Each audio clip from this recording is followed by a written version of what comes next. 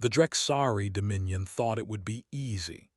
They stormed into the quiet human colony of New Aspen without warning, their black ships slicing through the clouds like blades.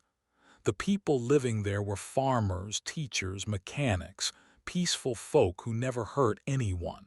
But to the Drexari, they were just weak. To make a point, the Drexari dragged 10 humans into the town square. There was no trial, no explanation, not even names. In front of frightened families and floating cameras, the soldiers made the humans kneel and executed them one by one. It was meant to scare others. It was meant to show power. The broadcast was sent across the galaxy as a warning. But what the Drexari didn't realize was that Earth was watching, and Earth was listening. The 10 people who were taken by the Drexari were not just random faces in a crowd. Each one had a story. Each one had people who loved them and missed them. They had dreams, families, and friends. They laughed, they cried, they worked hard, and they helped others. They were not famous, but they were important. And when they were hurt, the world changed. The first person was Miss Lana. She was a school teacher. She wore simple clothes and kept her long hair in a braid. She taught the children how to read, write, and count. But she also taught them about stars, planets, and kindness. The children loved her because she made learning fun. Every morning she read them stories with her warm voice. She made even the shyest kids feel brave. Her younger brother, Jack, worked far away. He was in Earth's space fleet. He didn't talk much about his job, but everyone knew he was smart and strong. When he heard what happened to his sister, he didn't speak for a full day. Then he stood up, packed his things, and left without saying where he was going. The second was Joe, the old farmer. He was gentle and kind. His hands were rough from years of digging, planting, and fixing machines. He grew the best tomatoes in the colony. Every weekend he gave free food to neighbors who didn't have much. Joe had a daughter named Erin. She was part of Earth's Defense Council, a group of leaders who made big choices. Erin had always looked up to her father. He taught her how to work hard and help others. When she saw her father kneeling in the square, she broke down crying. Then she stood up and called a meeting no one could stop. The third was little Tommy. He was only 7 years old. He had big brown eyes and liked to draw pictures of spaceships and stars. He wanted to be an explorer when he grew up. He would tell people, "One day I'll fly to the edge of the galaxy." Tommy lived with his aunt and uncle. His uncle was a coder, one of the best in the galaxy. He built programs for ships and knew how to make machines think. When he saw what the Drexari did to Tommy, his heart broke. Then he turned on every screen in his lab and started typing faster than ever before. Another person was Maria. She worked at the colony's clinic. She helped sick people get better. She delivered bobbies, healed cuts, and comforted families. Everyone called her Doc. She was the kind of person who smiled even when she was tired. She had a brother named Raffi, a builder who helped design space stations. Raffi had always felt proud of his sister. He used to say, "If you're ever hurt, Maria's the one you want nearby." When Maria didn't come home, Raffi made a promise to himself. He would not rest until she was remembered. There was also Jonah, a quiet man who loved books. He worked at the colony's small library. He knew every title on every shelf. If someone needed help finding a book, Jonah would smile and say, "Follow me." He believed stories made people strong. Jonah's partner, Aaron, worked on Earth in the language department, helping different species talk to each other. Aaron knew that words could bring peace. But when he learned about Jonah's death, his heart filled with fire. Peace would have to wait. One of the 10 was May, a teenager who played music. She carried her guitar everywhere and wrote songs about stars, friends, and dreams. She once sang at the colony's festival and made the whole crowd cry. Her father, Captain Lee, was a retired soldier. He had trained for war, but he always hoped his daughter would live in a world without it. After May was taken, Captain Lee took out the old uniform he had folded long ago. He didn't want revenge. He wanted justice. Another name was Dea. She was a baker. She made bread that smelled like home. Every morning her shop was filled with the warm scent of honey and cinnamon. People came to her shop not just for food, but for comfort. She always had a kind word, a joke, or a listening ear. Dea's cousin, Sami, was a tech leader who helped control Earth's satellites. When Dea died, Sami shut off his screens and stared into space. Then he opened a secret file he had saved for years, a program that could turn satellites into weapons if needed. Then there was Kellen. He fixed things. Broken wires, old machines, dirty water pumps. Kellen could make them work again. People would say, if Kellen can't fix it, it can't be fixed. He liked quiet work and had a gentle laugh. Kellen had a sister, Nora, who lived on Mars. She was an engineer who built flying cars. She always said Kellen taught her how to solve problems. When she found out he was gone, she stopped building. Then she started building again, but this time not for travel. She was building for defense. One more was Alia, a mother of 2 small kids. She was brave even when times were hard. She worked during the day and read stories to her kids at night. She made sure they always felt safe. Her husband, Ben, worked in Earth's security team. He helped watch the stars for signs of danger. When he learned what happened to Alia, he held his children and cried. Then he went back to work, eyes full of something new, something sharp, something steady. The last was Eli. No one really knew much about him. He kept to himself. He worked odd jobs, cleaning, fixing lights, feeding animals, but he was always kind. He once gave his only coat to a man who was cold. He helped people even when he had little. What most people didn't know was that Eli used to be part of Earth's Deep Defense Group, a secret team that kept the peace by staying hidden. When the Drexari killed him, an alert went out to his old unit. One by one, they came back online. So these were the 10 faces, 10 hearts, 10 people who meant the world to someone. The Drexari didn't know, or maybe they didn't care. They thought hurting these people would show strength, but they didn't realize what they had done. They didn't know that each of those 10 people was a thread tied to many others. And when you pull a thread too hard, the whole cloth moves. All across Earth and her colonies, people started to feel the same thing. It wasn't just sadness. It was something deeper. It was a feeling that this could not be allowed to happen again. These weren't just names on a screen. They were loved ones, teachers, helpers, dreamers. They were the reason others had become better.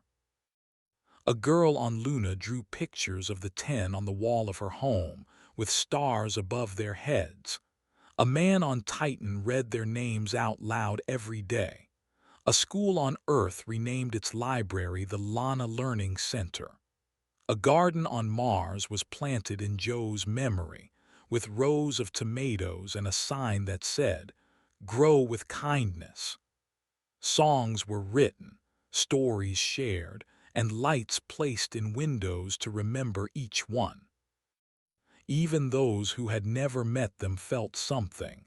It spread through the stars like fire in dry grass. People started to whisper to each other, "This isn't right." Then they started to say it louder, "This must stop." And the galaxy listened. Even other alien species began to speak out. They said, the Drexari went too far. They said, these humans did nothing wrong. They said, we stand with Earth. Earth didn't have to shout. It didn't need to raise its voice. The pain of the 10 spoke louder than any weapon. Because when you hurt one human, you don't just hurt that one person. You hurt everyone who knew them. And when you hurt 10, you wake a whole world. At first, the Drexari leaders thought nothing of the missing ships and broken systems. They believed the small attacks were just accidents or malfunctions. But soon they began to see a pattern. Every report showed something strange, no signs of a fight, no damage, no loud explosions, just silence. And each time something was left behind. A photo, a song, a name, or a message. It was always about one of the 10 humans they had executed. The Drexari began to feel uneasy. This was not normal. It was not random. It was a plan. General Varnock, one of the highest Drexari commanders, studied the reports carefully. He saw that each attack matched the story of someone they had killed. One place had a picture of a woman reading to children. Another had a drawing of a small tomato plant. One screen showed a boy's stars. Each sign was a memory. Each message was quiet but powerful. The general understood something the others didn't want to admit. These attacks were not meant to destroy buildings. They were meant to make the Drexari remember what they had done. The other leaders tried to ignore it. Humans are weak, they said. This is just noise. But the soldiers began to worry. They saw the signs. A guard reported seeing words written on his helmet when he woke up. We see you. No one had entered his room. Another soldier said he heard a human voice coming from the ship's speakers, even though no message had been sent. These things didn't make sense, and that made them even more frightening. The Drexari tried to increase security. They added more guards to every post. They locked doors, checked cameras, and changed passwords. But the humans always stayed one step ahead. They didn't use force. They used knowledge. They knew when to strike and where to go. They didn't leave damage, they left stories. And the stories began to spread. In quiet moments, Drexari workers whispered about a shadow moving in the stars. Some said it was a ghost. Others said it was just one human too fast to catch. They called him the Silent One. They said he could walk through walls, take down a base alone, and disappear without a trace. No one had seen him, but everyone believed he was real. The fear grew. A science lab on planet Zarak shut down after a song began playing from nowhere. It was the same tune a girl named May used to play in the colony before she was killed. The music played softly for hours before the computer stopped working. No one could explain how it got into the system. On another day, a food ship arrived at base with one missing crate. In its place was a drawing of a woman with flour on her face. She was smiling. It was Dea, the baker. General Varnock brought these reports to the High Council. He showed them everything. This is not war, he said. This is memory turned into fire. They are not here to take land. They are here to make us remember the 10 we silenced. Some on the council still did not believe him. Humans do not have the power to fight us, one leader said, but others remained quiet. Deep inside, they knew something had changed. Across the Empire, soldiers became nervous. Bases asked for backup. Ships sent daily check-ins, afraid to miss one. Lights stayed on all night. Doors were locked twice, but none of it stopped the quiet attacks. The humans kept coming not with armies but with signs, with messages, with symbols of the lives they had lost. They didn't shout, they didn't beg, they just kept moving. Now even Drexari civilians were beginning to speak. Maybe we should not have killed those humans, some said. Maybe this is their way of speaking back. Children asked about the photos they saw. They wanted to know why someone had died just for reading books or baking bread or planting tomatoes. Questions filled the air, and the leaders had no answers. The Drexari Empire had been strong for many years, but now their hands were shaking, not from weapons but from fear, because somewhere out there someone was counting. And every time a base went dark or a system failed, the number grew smaller. From 10 to 9 to 8, the Drexari had tried to scare Earth. But Earth didn't just get scared, it got quiet, and then it got even. And the worst part, no one knew what would happen when the count reached 0. Far away from the Drexari Empire back on Earth, the sky looked calm. The oceans moved slowly. The trees whispered in the wind. People walked through cities and towns. Some played music. Some cooked dinner. Some sat in parks looking at the stars. But underneath all that peace, something serious was happening. Deep underground, beneath the mountains, a group of people sat around a long table. There were no flags in the room. No cameras, no news reporters. The walls were plain, the air was still. Every person at the table had lost someone from the 10 humans who were taken by the Drexari. A sister, a child, a friend, a teacher, a parent, a partner. They were not here to speak. They were here to decide. General Alvarez was the first to stand. She had gray hair pulled into a tight braid and strong eyes that never blinked too long. She had served in space for 25 years. Her daughter had been one of the 10. "We cannot erase what happened," she said, her voice calm.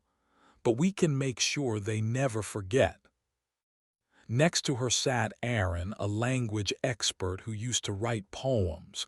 He had been Jonah's partner. He did not speak at first. He simply slid a paper across the table. On it were the names of the 10, written in every language known to Earth and its colonies. "These names will not be forgotten," he whispered. "Not by us, not by them." At the far end of the table sat Sami, the tech specialist who worked on Earth's defense satellites. He had changed. His eyes were sharper now. His fingers moved quickly across his screen. "They think we will send ships. They think we will fire back. That's not what we're going to do," he said. "We are going to show them that silence is louder than war." Everyone nodded. They did not want to destroy planets. They did not want to hurt innocent people. They wanted the Drexari leaders to feel what they felt: the loss, the pain, the emptiness, and the memory. So they made a plan. It did not have a name. It did not have a color or a symbol. But it had a purpose. They would strike 10 times, once for each person lost. Each strike would match a memory. Not random, not messy, but meaningful. A farmer's outpost would be silenced for Joe. A music network would be paused for May. A teaching system would be changed for Lana. A bakery's data center would be frozen for Dea. One by one, step by step. They called in people from every colony. Quiet people, smart people, people who had worked behind walls, inside wires, between signals, hackers, engineers, strategists. They did not wear uniforms. They did not carry guns, but they were more powerful than any army. Their headquarters was hidden inside a mountain. No one could enter without permission. Inside, there were computers, maps, and long lists of targets. Each room was named after one of the 10. In Tommy's room, children's voices played softly in the background while data scrolled across the screen. In Maria's room, medical centers were studied to find weak points in Drexari tech. Every day, the team worked quietly. They tested systems. They wrote code. They sent signals that looked like music or dust in space. But behind those signals were keys to doors the Drexari thought were locked. Each plan had rules. Do not hurt civilians. Do not destroy what can be used to build again. Do not brag, do not speak, just act. Their goal was not to end the Drexari Empire with fire. Their goal was to change it forever. Back on the surface, people still didn't know what was happening. News about the 10 had spread, yes. People cried. People held candlelight walks. Songs were sung. Poems were read. Schools made projects about peace. But only a few knew what Earth was truly preparing. Even some leaders in Earth's own government were kept out. Not because they were unkind, but because the plan had to be clean. No speeches, no fear, no press, only focus. One evening, a new person entered the mountain base. He wore a simple coat, his shoes were worn, his eyes were quiet but steady. No one knew his full name, they called him the Watcher. He used to lead a secret Earth unit. Some say he could shut down a whole base without touching it. Some say he never lost a mission. No one could prove any of it. But when he sat at the table, no one asked questions. He had come because of Eli. Eli had once served with him. Long ago, in a quiet war no one talked about. When the Watcher heard about Eli's death, he didn't cry.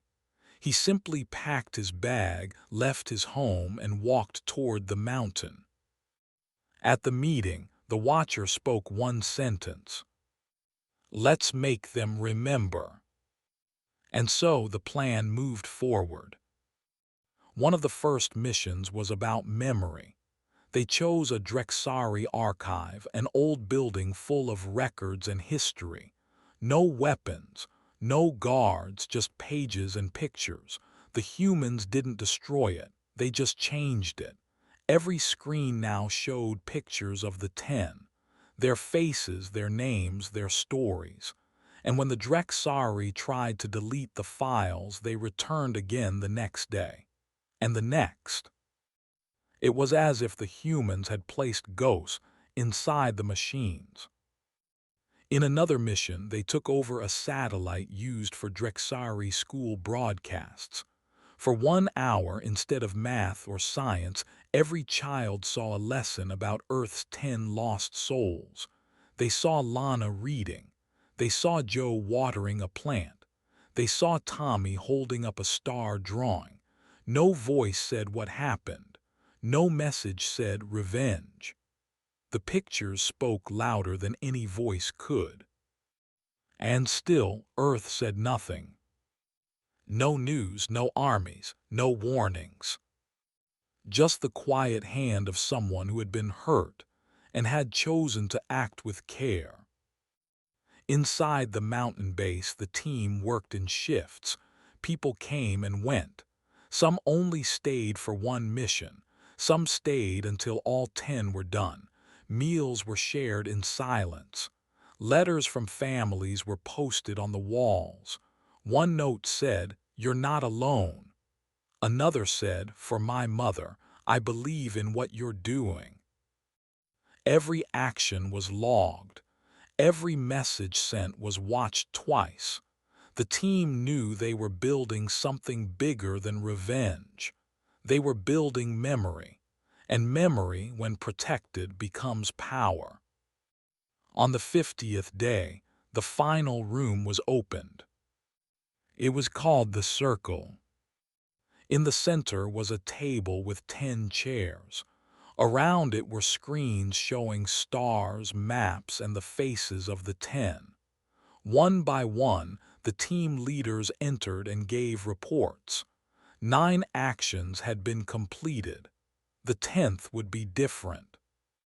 Not louder, but deeper. It would target the Drexari's secret vault, the place where they kept their plans, their codes, and their fears. Not to steal, not to break, but to remind them that Earth had eyes, Earth had heart, and Earth would not forget. The plan was approved. The final mission would begin soon. And far above the mountain, the stars kept shining, bright, patient, and eternal, just like the memory of those 10 souls. The stars were silent, but the humans were not. After weeks of planning in secret, the quiet team from Earth began to move. There were no bright lights, no loud alarms, no shouting from space, but something had changed. The humans had finished their plan. Now it was time to act.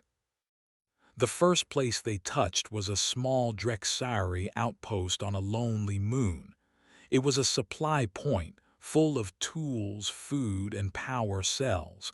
Nothing special, nothing well guarded, but it was important to the Drexari army. At sunrise, everything still looked normal. Workers drank their morning drink. Guards walked the same path. The computers blinked like always. Then one by one, the lights shut off. No one heard a sound. No one saw anyone enter. The guards ran to the doors, but the locks had changed. Their key codes didn't work. Their radios made no sound. The power cells were missing. The food was gone. On the wall near the exit, someone had written 3 words in red light: "Stop or lose." Back on Earth, the team watched quietly from their screens. No one clapped. No one cheered. This was not a time for celebration. It was a time for remembering. One of the team members, a quiet woman named Lena, placed a small photo on the wall. It was a picture of her brother who had loved the stars. He was one of the 10 who had been killed. "That was for him," she said softly. Next, the humans moved to a fuel station near the planet Varos. It powered many Drexari ships. It was always busy with pilots coming and going. But the humans didn't attack the ships. They didn't break the machines. They changed the numbers, just a little, just enough. By the end of the day, none of the ships had enough power to leave. The pilots were confused. They checked their gauges again and again. Everything looked right, but nothing worked. When the station's leader opened her terminal, a video played. It showed a young girl holding a guitar. She was singing in a small room. Behind her was a picture of Earth. No one spoke during the video. At the end, the words appeared: "We are still here." The Drexari started to panic. They sent warnings to each other. "Something is wrong," they said. "The humans are taking over our systems." But they still didn't understand how. The humans left no trace. They never showed their faces. They never stayed in one place. Then the third attack happened. It was at a command tower high above the planet Salkar. This tower sent orders to Drexari fleets. It was tall, with glass windows and blinking lights. The officers inside were proud of their work.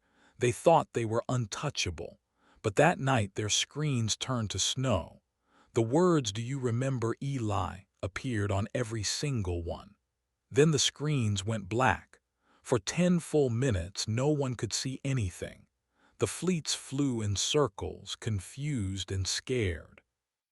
When the screens came back, every order had been erased. On Earth, a man named Micah closed his laptop. His hands were shaking. "I knew Eli," he whispered. "He taught me everything." He looked up at the stars through the window. "We got them," he said. The humans didn't destroy anything. They didn't hurt anyone, but they made the Drexari stop. They made them think, and for the Drexari, that was worse than war. Word spread fast across the empire. Bases shut their doors. Officers checked their cameras every hour. Soldiers walked in pairs, but none of it helped. The humans kept moving. They were fast, smart, and careful. They knew what they were doing. They had trained for this. They had planned for this. At one station, the Drexari found every machine had been turned off. The switches worked, but the machines didn't. There was no fire, no broken wires, just silence. On the floor, someone had drawn a circle of stars with chalk. In the middle was a name, Tommy. The guards stood still. Some of them had heard the name before, a boy from Earth, a child who loved to draw, a child who had been killed without reason. The guards looked at each other. One of them stepped back and whispered, "Maybe we were wrong."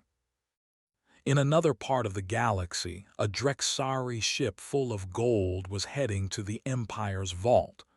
Gold was used for trade, and this shipment was important. But the humans had been watching. Halfway through the journey, the ship stopped moving. The engines were fine. The crew was safe. But the gold was gone. It had disappeared into thin air. No one understood how it happened. The crew swore they saw nothing.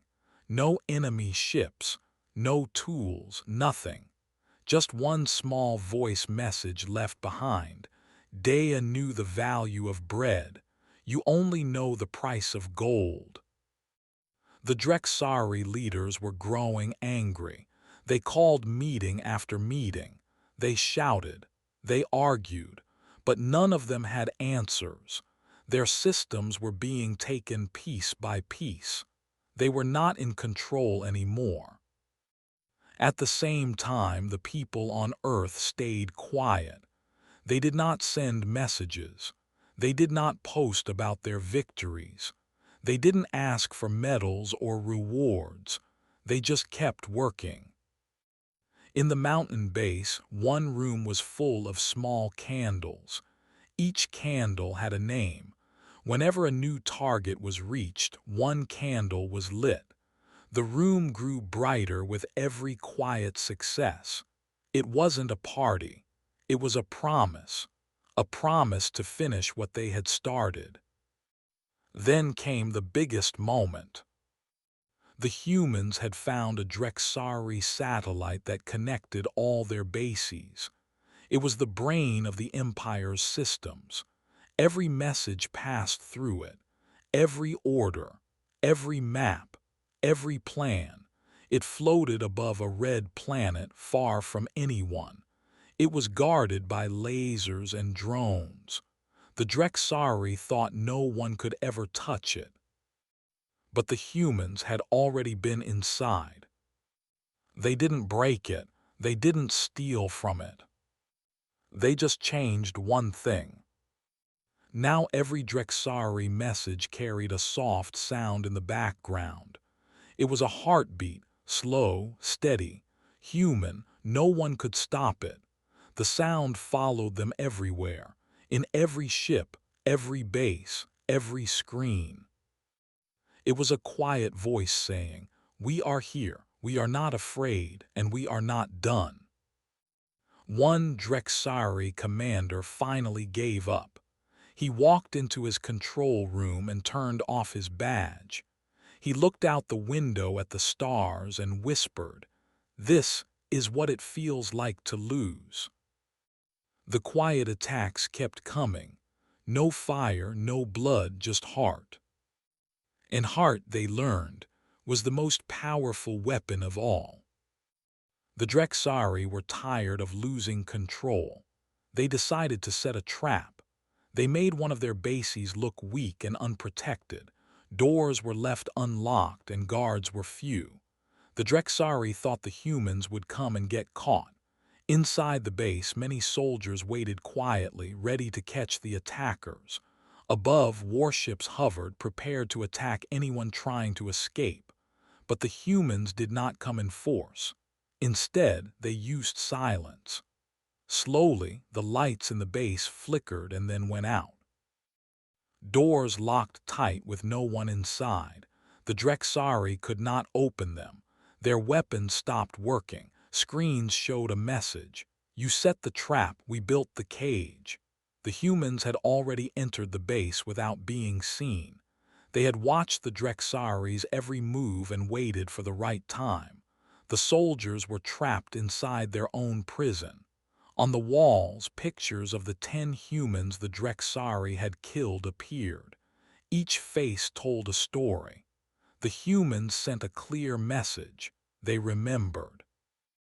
The Drexari leaders realized they had been fooled. Their plan had failed. The humans fought differently, not with guns or explosions, but with quiet skill and patience. The Empire's control slipped further. The trap they had made was now their own cage, and the humans held the keys. The Drexari Empire was strong because it had money and resources. They used these to build their warships, pay their soldiers, and control the planets under their rule. Money made their world work. It was like the blood flowing in a body. Without it, everything would stop. But now, the humans were turning that power against them. They did not attack with weapons or ships. Instead, they attacked the Drexari's money and systems. They knew how to do it quietly and smartly. They wanted to stop the Empire from working the way it always had. They wanted to show the Drexari that money could break just like anything else. It started small. One morning, merchants on the planet Kairos woke up to strange news. The prices of food and water had doubled overnight. A loaf of bread that used to cost 10 credits now cost 20. Clean water bottles were suddenly too expensive for many people. People complained in the markets. Mothers worried about feeding their children. Workers hesitated to buy even simple clothes. No one knew why. The Drexari leaders blamed the merchants. They said the merchants were greedy and trying to make money fast, but the truth was deeper. The humans had quietly hacked into the money system. They changed the numbers. They made the prices jump and fall like waves on the sea. The merchants were not in control anymore. At the same time, supplies stopped moving. Ships that carried food, fuel, and medicine from one planet to another began to disappear, not with explosions or battles, but with strange failures. Engines would stop working. Doors would lock without reason. Radios would go silent.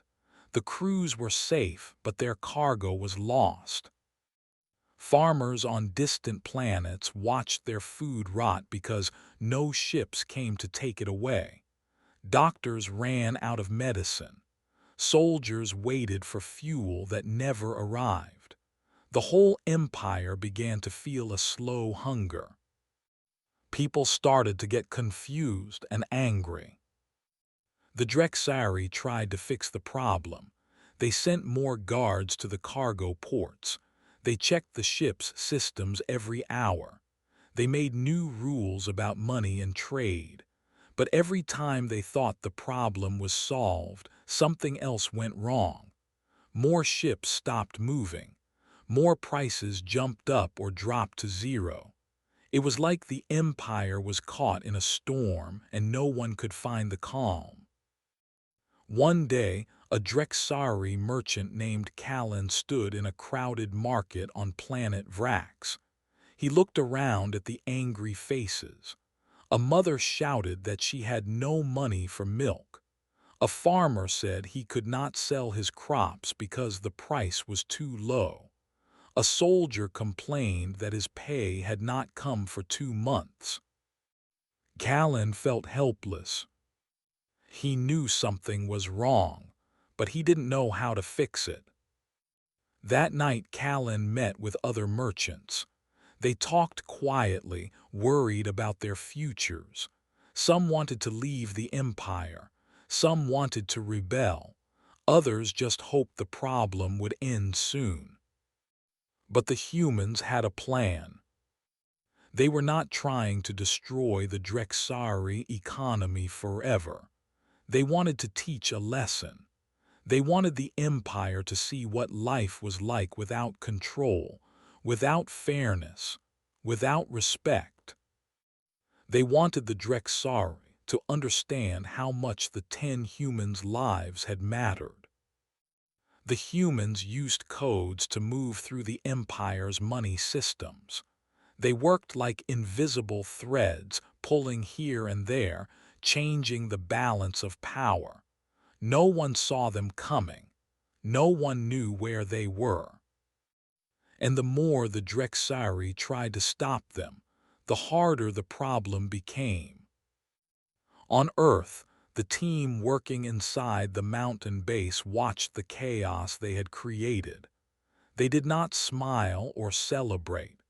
They knew this was only the start. The Empire's money was a giant machine, but even the strongest machines had weak parts. One leader named Amira looked at a screen showing prices and trade routes. "We're cutting the roots," she said. "Soon the whole tree will shake." The Drexari leaders held emergency meetings. They shouted orders. They blamed each other. They tried to find spies, but the truth was clear. The Empire's money system was breaking. A council member named Vork, who had once laughed at Earth's threats, now sat in silence. His face was pale. "If we lose control of our money, we lose everything," he said softly. The Empire's power came from the loyalty of its people. Without money to pay soldiers, workers, and leaders, loyalty would fade. And if loyalty faded, rebellion could grow. The humans understood this well. They did not want to burn the empire down. They wanted to plant seeds of change. They wanted to open eyes that had been closed for too long. As supplies stopped moving, people in the Drexari worlds began to talk more openly. They whispered about Earth's silent war. They wondered if the humans were fighting back.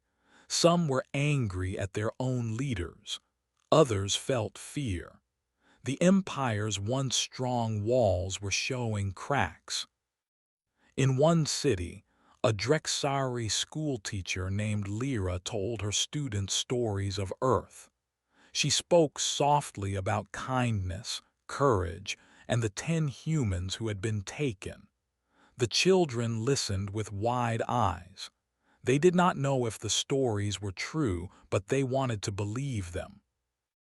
Meanwhile, on a distant mining planet, workers refused to go to the fields. They said they were tired of working for a system that was breaking. They wanted fair treatment. They wanted respect. Their voices were small, but the humans heard them. The humans sent messages through quiet signals, not threats, not demands, just words of hope. "There is another way," the messages said, "a better way." And some Drexari began to listen. The Empire's money machine was still alive, but it was weaker. It had holes, places where the humans had broken in, places where the Empire's power slipped through fingers like water.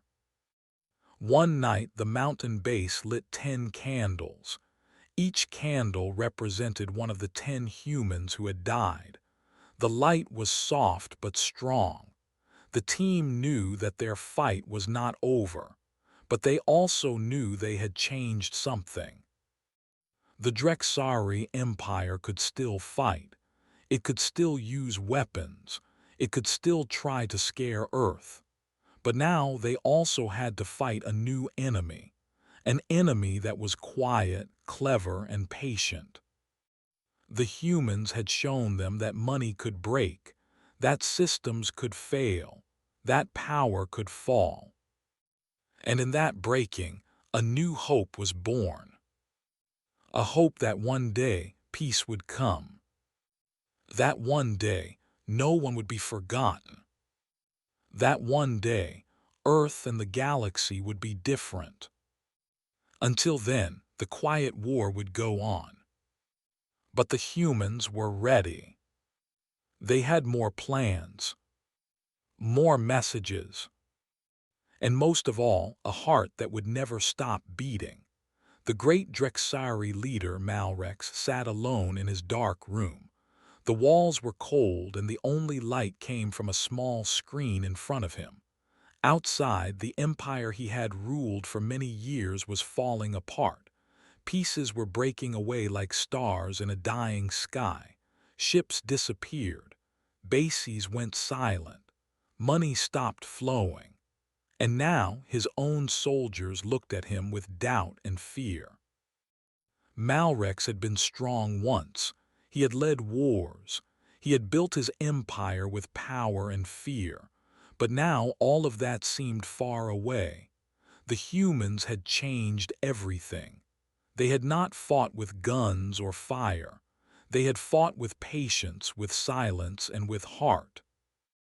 He remembered the day they took the 10 humans, the cold faces, the silence, the belief that no one would care, that Earth was weak, that the galaxy would look away. But he was wrong. Every day since then, his empire had suffered. Quiet attacks, systems breaking, his soldiers losing hope. He could feel it in the air, the weight of failure pressing down on him like a mountain.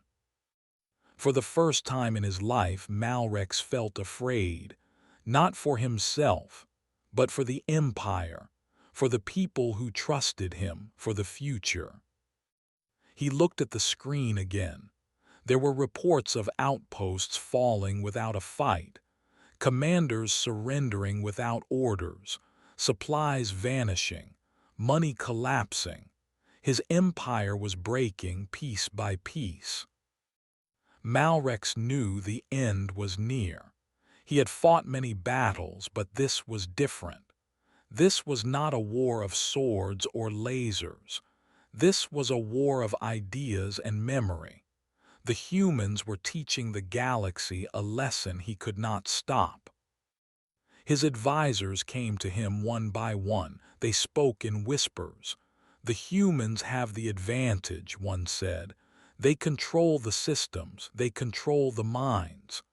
Another added, our people are losing faith. They want peace, not war. Malrex nodded slowly. He saw the truth in their eyes. He thought about his own life, the battles he had won, the planets he had taken, the enemies he had crushed, and now he felt empty. The power he once held slipped through his fingers like sand. He realized he could not win by fighting, not this time. Malrex sat back and closed his eyes. He remembered the 10 humans again, their faces, their stories, how they had changed everything without a single shot fired. He thought about the message Earth sent at the end, the quiet demand for truth, for payment, and for a promise. He knew he had no choice. The next day, Malrex called a meeting of all the leaders of the Drexari Empire. The great hall was filled with tension. Soldiers and commanders waited nervously. Everyone knew something was coming. Malrex stood before them, his voice steady but low. "We have lost this war," he said simply. The room fell silent. He continued, "We fought with strength, but the humans fought with heart. We broke their people, but they broke our will. The Empire is not what it was. We must accept the truth." A leader from the outer planets spoke up. "What do you suggest?" Malrex looked around the room. "We must give Earth our terms. We must tell the truth about what we did. We must pay for the pain we caused. And we must promise never to harm them or their people again." Some leaders whispered angrily. They wanted to keep fighting. They wanted revenge. But Malrex raised his hand. "This is not weakness," he said. "It is wisdom. The Empire can survive if we choose peace now." After hours of discussion, the leaders agreed. They would send a message to Earth.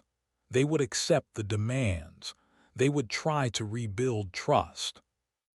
Malrex felt a strange calm inside. The Empire was broken, yes, but maybe, just maybe, it could heal. The message went out across the stars. It was simple and honest. "We admit our wrongs, we accept the cost, we promise peace." Earth listened quietly. There was no celebration, no boasting, just a quiet acceptance. The humans had not wanted to destroy. They had wanted justice. And now they had it. Across the galaxy, news spread. The mighty Drexari Empire had bowed not to weapons, but to truth and memory. Some feared this change. Others hoped for a new beginning. Malrex sat alone again, but this time, the weight on his shoulders was lighter. He knew that even though the Empire was broken, the future was open. And for the first time in a long time, he believed in a better tomorrow. When the Drexari leaders finally understood they had lost, Earth did not celebrate or shout.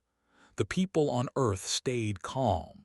They did not want more fighting. They wanted peace. The leaders met quietly to decide what to do next.